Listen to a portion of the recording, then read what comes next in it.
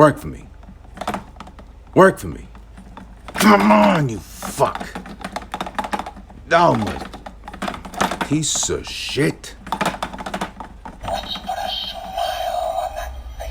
God fucking damn it. Thank you. And excuse me, of course, for being so rude with that abrupt intro. Now here's the formal intro, of course, to episode number 1 of Random Ass Review, starring me. Who this? That's an acronym. That's what I go by here. WHO space DISS, which stands for Who's Hearing Out. Dat, capital D as in David, AT, urbanized, minoritized, emphasized, intelligent, spick, duh. Well, so you're gonna confuse me for it. Speaking, mouth is moving. On me, that belongs to me right now. So what does belong to me as well is this very first episode of Random Ass Review. Rare file. Why? Because, well, you know, I already do enough reviews as is on the podcast I do, by the way, Something Spectacular, which is mine I do, Solo Tip, the Mighty Healthy podcast, which I do alongside Hefe. Jeff DeLee says, of course, we, delve deep into film, movies, music, all that stuff too. And also we got real talk though. That's movie talk, that's TV talk, that's film talk, etc., etc. But right now, Random Ass Reviews, the purpose is and intentions of is to randomly review whatever comes to mind. And I dub it as Random Ass because it really is just randomly whatever I can think of. And in this case, I'm hyped. There's been buzz built up. A lot of talk. A lot of emotions at their peak, awaiting with bated breath for the release of, in the next coming days, Joker. So yes, Random Ass Review number 1. First edition will go to Joker, or in this case, my pal over here, the Joker. We're not gonna try him again because he's old. I did change the batteries recently, but he likes to fuck around as per intended nature of a Joker. So, to start things off, we all know the backstory. Not yet, of course. We haven't seen the film, but we know the build up to Joker, the 2019 release starring Joaquin Phoenix. Pleasant surprise as per the trailers and what we've got to see so far. It also co-stars Robert De Niro, Mark Maron, and to my very pleasant surprise, even though she was already written up beforehand and we knew of, but to see her on screen as fine as she always is, shout out to Zazie Beetz. Whew.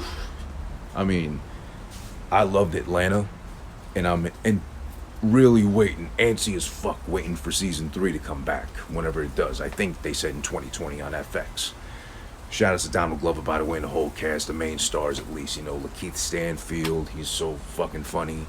I don't remember his name, Brian something, but Paperboy on the show, he's, something else, something different. He's gonna be a megastar. And then just as he beats, listen, I think he got a boyfriend, fiance, maybe even a husband, but if I could speak for many others who fell in love with you as, the love interest on Atlanta and Domino in Deadpool 2, wow, thing of beauty. But yeah, back to the point ahead. Joker. So it's a preview, right? Well, it's a lot of build-up. There's not so much, I'd say,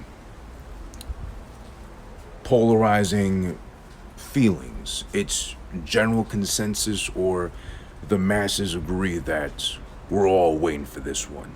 Now, in that sense, I think we're all waiting, not all of us, but some of us are waiting to either really hate it because there's no involvement of Batman. There might be a mention of or build up to, I think Thomas Wayne is in it in some part, the guy that punched out Joker in the preview and trailers we've seen so far.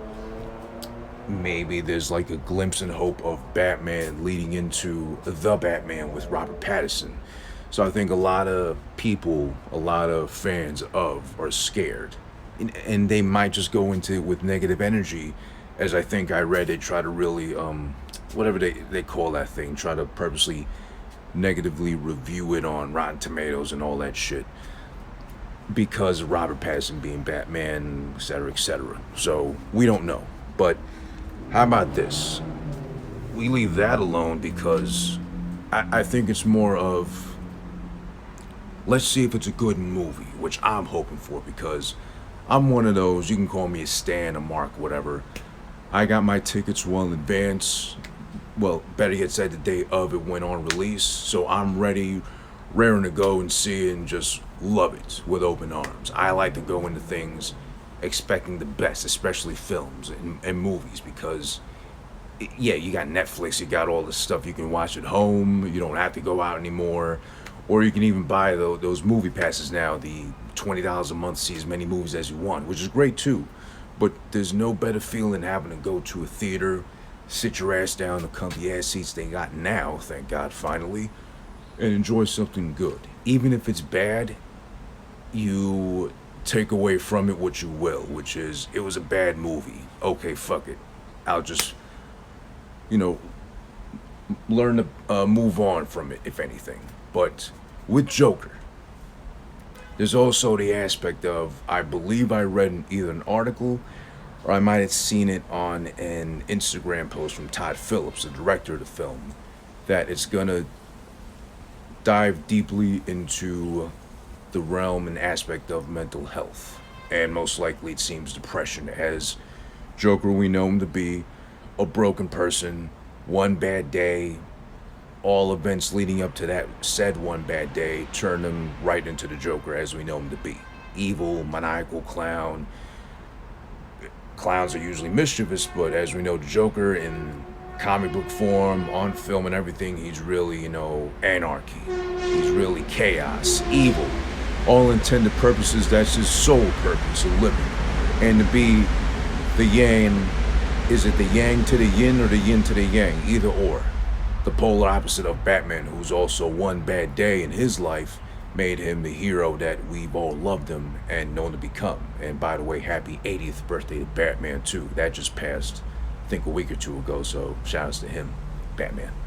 As far as favorite Batman's concerned, if you quickly, I'll just say, in my case, the best Batman, hard to say.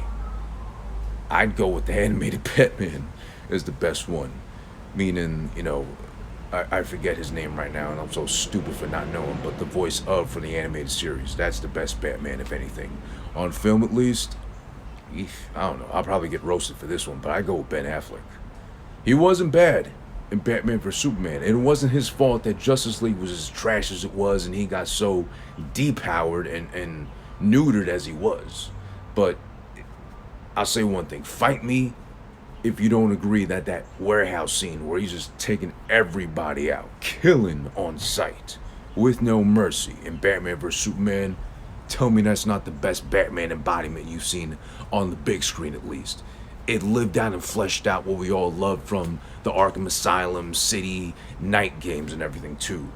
Live in the flesh. He killed it. He literally killing on film. But okay, that's besides the point right now. Back to the point at hand, Joker.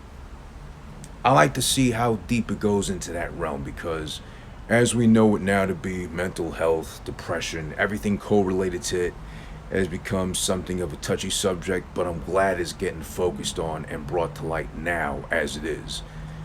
Big spotlight being shined on it. Now, I just hope, I don't think it's going that realm because there is concern and worry that because it's rated R, it's going to be dark and gritty. I hear, or I read, I believe also, that's going to be bloody, maybe not gory, but just like really riot-induced, uprising of the people who believe this one entity who might be absolutely wrong, as is Joker, and just uprise against the city's, intended good, which would be authority figures, police, the mayor, etc., etc. But I just hope it doesn't go too deep into the dark aspects of. I know Joaquin, as an actor, as we all know him to be, definitely got into character and committed to it fully. Now let's see where it goes from there, because the Joker is dark, the Joker is demented, the Joker is twisted, the Joker has killed with pleasure and with all intentions of getting pleasure of seeing the despair and anguish of who he's directly hurt and or killed and massacred, and those around him and her closest as well. So I hope in that sense it shines the proper light and just enough of to not Well, I think regardless how good or hopefully not bad the film will be, there'll still be that minority of that take all the bad things from it and try to amp that up and try to justify how they feel, their angst, instead of hopefully getting the good from it, which is, go get some treatment, go talk to somebody, go hug somebody. I don't think it's gonna go that route either, because from the trailer you can see that therapy wasn't working for him because they didn't want to work for him. So there's also that too, and that's true. I don't trust doctors. I'm Spanish. I don't believe in doctors unless I have to absolutely go because I'm short of missing a limb or something like that. But that's stereotypes and minoritizing the situation. But yeah, Joker. I'm looking forward to good ass acting. I'm looking forward to a fine ass woman co-star potentially, I believe, in Zazie Beetz. I'm looking forward to Robert De Niro finally, kind of redeeming himself with a good flick, even if he's not the star of, but a co-star in a very good and what seems to be a lauded film, because he's been a running joke as of late, and that hurts me because my favorite actor of all time is Al Pacino. Close second would be De Niro, maybe top 3, maybe even top 5, but one in my personal favorite and who I put as the greatest of, you gotta put Al Pacino number 1. That's my opinion. But he's also been a big running joke as of the last 20, 25 years of films he's been in. Now listen, you can debate me and fight me, leave a comment if you like to on that, but that's just a sad truth. De Niro, let's see if he goes beyond, the send him a clown. Make me laugh, clown. You a clown? Make me laugh. I'm waiting for you. Go ahead. Something like that. Mark Maron's good. He's underrated. Glow, if you haven't watched that on Netflix, check it out. Not just because of him, but he's a big helping factor to the fact of making that series as good as it is. And I think the final 4th season's coming up. I can never tell the numbers and stuff like that of seasons, but that's coming up too. So that's ending. Whoever else is involved too, it's from the trailer you can see it's shot beautifully. Old feel of New York, of course, it's Gotham, but it's in the sense of New York, big city, in despair soon enough because of one person taking charge and taking lead of what he believes in. What the fuck is going on? It sounds like the Joker's in the background now. I don't know what that is.